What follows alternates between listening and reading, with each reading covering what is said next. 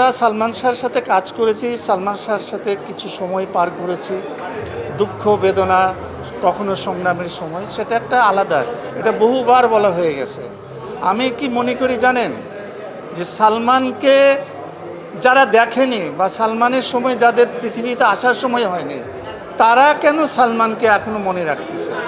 আমার মনে হয় গবেষণা এবং তাদের কাছে প্রশ্নটা রাখা উচিত আপনাদের, আমাদের কাছে না। কেন প্রাসঙ্গিক এটা কিন্তু আমি বলতে পারছি না। এখন যারা সালমান ক্লাব করে ঘুরছে, সালমানের সেই হ্যাট, সেই স্কার্ফটা মাথায় নিয়ে ঘুরছে, তারা কেন?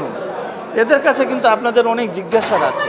তবে আমি যেটা মনে করি যে একজন শিল্পী মানে চিরদিনের জন্য কেন হয়, তার এমন কিছু কর্ম থাকে, এমন কিছু অ্যাটিটিউড থাকে, এমন কিছু ফ্যাশন থাকে, এমন কিছু হাসি থাকে, এমন কিছু ভালো লাগা থাকে, যেটা মানুষের কাছে সবসময় নতুন মনে হয়।